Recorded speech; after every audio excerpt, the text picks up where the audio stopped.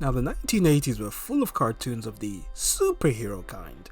Nope, not talking about DC or Marvel, but that great era in the 1980s when it was all about action cartoons and toys. Lots and lots of toys. And one of the main standouts was none other than and the Masters of the Universe. If you were a child of the 80s, He-Man was a permanent fixture in your young life. Whether it was the action figures, comic books, or the cartoon show, of course, He-Man was everywhere. The cartoon show no doubt took his status to superstardom, and he will always be an anchor to kids from that generation. Now we all see a trend of shows and movies from past eras being remade and reimagined for modern times, appealing to past and new generations, and He-Man has been no exception. In total there have been 5 animated iterations of He-Man, all with varying degrees of success, and the subject of today's video is comparing the 1980s He-Man show with the 2002 version, which is my personal favourite iteration. Now where do we begin? Well, there's 5 different points to look at for both shows: the animation, the storytelling, the action, the voice actors, and of course, the music. I have the power!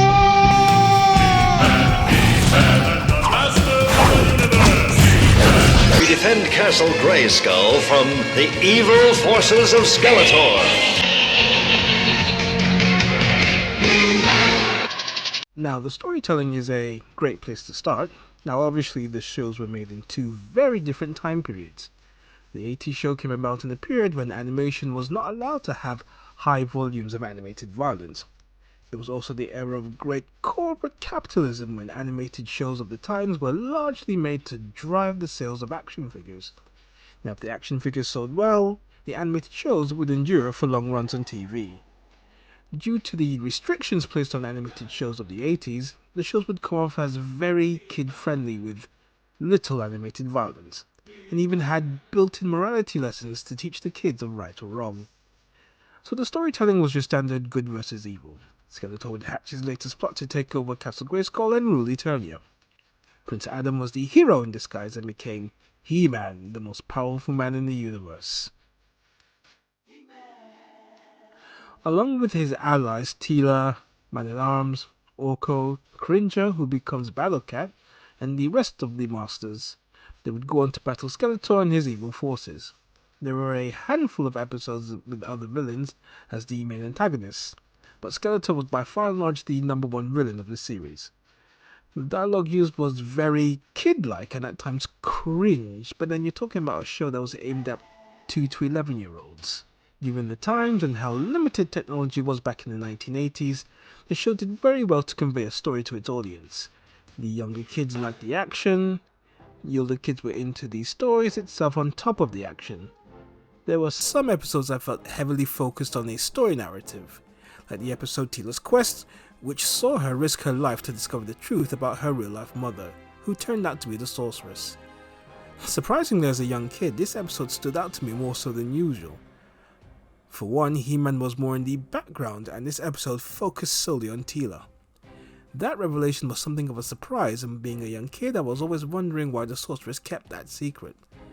That got me and like-minded kids really thinking of the show from more than just a action standpoint. The show would also churn out little morality tales at the end of each episode to teach kids the importance of doing the right thing. This was also a feature in the 2002 version, and considering the times and the evolution of Western animated shows, for me, it felt slightly out of place given the edgier tone of the new show. Now, the 2002 He-Man and Masters of the Universe is a whole new ballgame. The original started with He-Man already established, but this 2002 show started out with a 3-part story arc of Prince Adam's journey to becoming He-Man. It was also the story of Skeletor's origins, starting out as a power-hungry warlord named Keldor, who would then get acid splashed into his face and go on to become Skeletor. The show took what was established in the 80s show and the comic books and adapted it into this modern reimagination. Yes, you still had the corporate shtick of using cartoons to sell animated figures, but in this new generation, nearly 20 years after the original, you had a show that was very rich in storytelling and building up characters. The 1990s had only just been and had a plethora of excellent animated shows of great quality, so it only seemed fitting that the Masters of the Universe 2002 version would follow suit.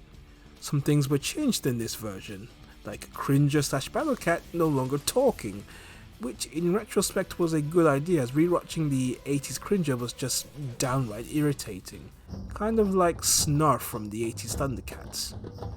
Skeletor's origin involved Hordak, who was his lord and master, as opposed to the 80s show when they were mortal enemies. The revelation of the sorceress had a different twist to it, after she rescued a soldier, but it was never revealed who the father was, and it's been speculated whether it was Man-at-Arms or Fisto, or if it was someone else completely entirely, which leaves a lot of intrigue. There was so much more from a story's perspective that this show could have produced, including, allegedly, an introduction for She-Ra into the universe, and Teela eventually becoming the sorceress following in her mom's footsteps. Now you can easily tell how much I'm into this version of He-Man, and no question the 2002 version wins hands down on the storytelling aspect. Next up is the animation style, and quite frankly, there is no doubt who wins here. The 80s show was produced by Lou Scheimer's Filmation Animation Studios, while the 2002 version was produced by Mike Young Productions. Now in pop culture folklore, the 80s version will always be what most fans, old and new, think of when it comes to He-Man, and with several memorabilia referencing this version, whether it's the comics or the action figures, old and new, the 80s version is indeed the face of the franchise. Now the 2002 version has updated the look of the He-Man franchise. He-Man has a more Conan the Barbarian style look to him, with armor and a shield, and even in second season with some metallic claws.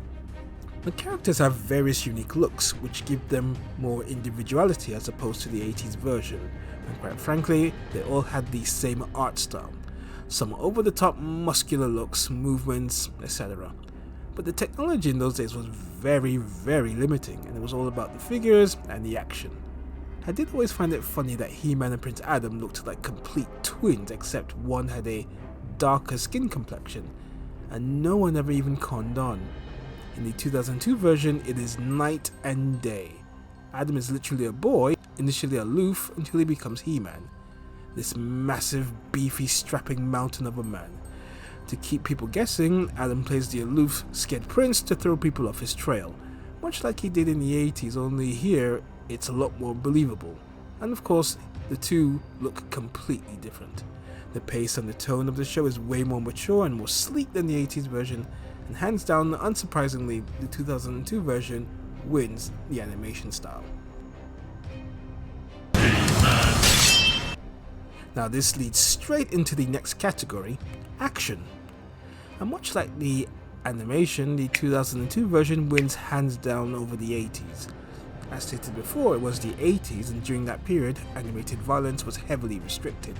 In fact, the 80s He-Man actually broke the boundaries of what was allowed in terms of action and allowed for more hand-to-hand combat, as well as action sequences with his sword. But again, it was very limited due to the constraints of both technology and the TV standards.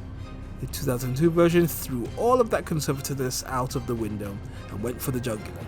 The 90s had all manner of animated violence, as the Marvel and DC shows depicted, as well as shows like Conan the Adventurer and Gargoyles. Given its nature involving wizards, magic and weaponry, there was no way an updated He-Man was going to be held back. The action sequences involving He-Man against the villains were more hard-hitting than anything the 80s could show. I particularly liked the episode in Season 2, the two-part story, The Rise of the Snake Man, when King Hiss and his army take over Snake Mountain and dispose of Skeletor and his minions. The hostile takeover was very well executed and gave a semblance of the shift in power to this new evil. I also enjoyed the episode The Power of Grayskull. This had the right excellent mix of storytelling and action. Hordak was seeking to return from the prison in which he was thrown in. The history of He-Man and Castle Grayskull's origins with King Grayskull and the Elders was shown here. And also there was the epic showdown between King Grayskull and Hordak. This episode just cemented what was great about this series, So I think we can all agree that the action was better for the 2002 version than the 80s show. Now we move on to the voice acting, and as any He-Man fanatic would know, the hero was voiced by John Irwin, who gives He-Man a stoic sounding voice which suited the character very well. The 2002 version was voiced by another voice actor legend, Cam Clark, from Liquid Snake and Leonardo of the TMNT 87 fame. His version was okay, but it sounds like a mix of Leonardo and Cam Clark trying to do an impression of John Irwin. And his Prince Adam sounds well like Leonardo, but with a high pitch. Yeah, no kidding. But that's no reason that me, Prince Adam, can't show them that I've got what it takes also. I know this much. Once that sanctuary is destroyed, Hordak can never get free. While Irwin's Adam just sounds like he pitched a lighter register of his own voice. Just as the sorceress warned, the poor fools have been possessed by the spirits of Deimos and his witch queen. It's you who will be paying Skeletor in prison. Now of the two, I would go with Irwin's voice. Skeletor is voiced by Alan Oppenheimer in the 80s show, and he gives the villain that distinctive voice that could be equally menacing and goofy in nature depending on the setting. In many ways, I'd say it inspired Mark Hamill's iconic Joker laugh, who ironically will go on to voice Skeletor in the Masters of the Universe Revelation series, and I don't think it's his best work. A topic for another time. Brian Dobson voices Skeletor in the 2002 version, and he gives a decent account, but like Cam Clark did with He-Man, his portrayal sounds like he's mimicking and exaggerating Oppenheimer's version. I mean, you tell me, what do you think? For you, Beast Man, but not for me. I have a plan to stop him for good. This doesn't even belong to He-Man. It's a boy's garment bearing the royal crest. No doubt belonging to Randor's son, that callow Prince Alan. Skeletor's voice does grow on you after a while, but it can get a little jarring. So for me, Oppenheimer's portrayal takes the win here. Man-at-Arms is an interesting one. The 80s Man-at-Arms is voiced by Alan Oppenheimer for his second characterization on the show. He sounds brave and heroic and fatherly, a portrayal that fits the character in a solid if unspectacular showing. It also shows Oppenheimer's great range to play two very distinct voices. The 2002 version is voiced by Gary Chalk, who also has a brave and heroic portrayal, but for me, he also has a little bit more gravitas to his voice, giving him a wise but warrior-like feel. So for me, I will go with Chalk. A little side note, Chalk did voice He-Man himself in the 1919 version, The New Adventures of He-Man.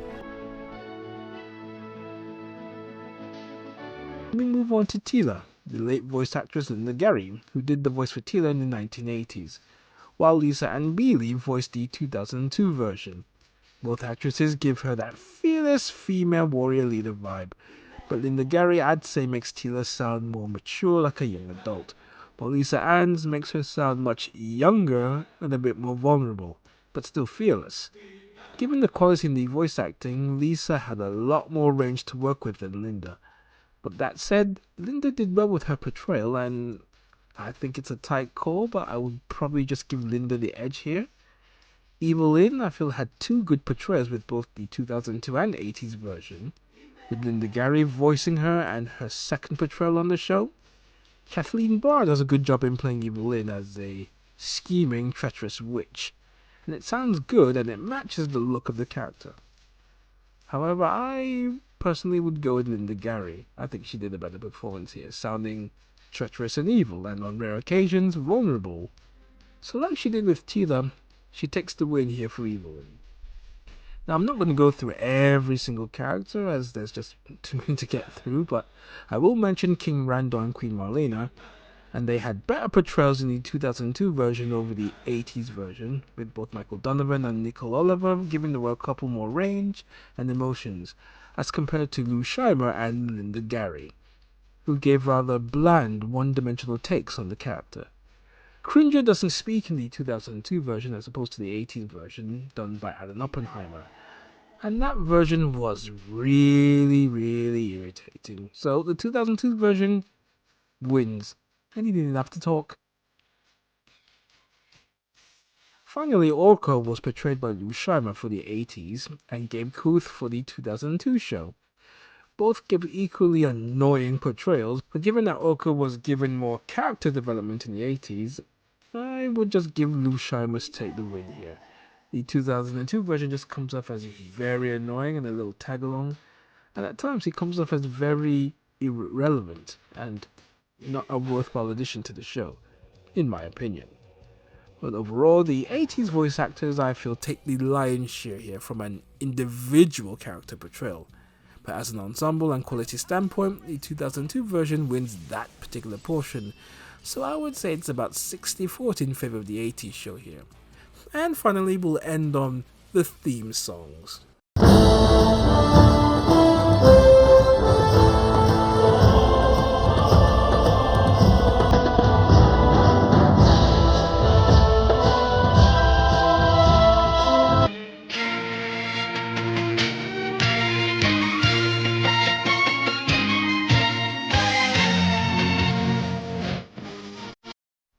Okay, I think we can all agree that the 80s version was better. Hands down, no contest.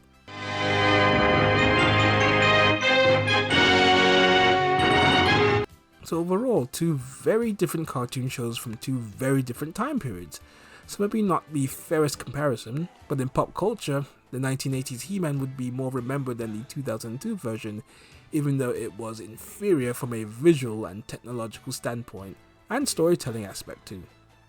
Both shows' primary objective was to sell toys, and as it was the 80s, it was an easier sell to kids as compared to the 2002 version when there were tons more exciting kids franchises with more appealing toys than He-Man, and likely some of those toy buyers were fans of the 80s show or grown up and just collecting for nostalgia reasons, more so than the kids of the 2002 generation. I think most fans of He-Man will agree the 2002 version was better from an entertainment perspective. It ran way shorter than the 80s version at only 39 episodes compared to the 80s version with 130 episodes. But it's quality over quantity here. It's two animated shows from two different eras. Arguments can be made for either, whatever your preference, whatever the time, whatever the voice. There is only one.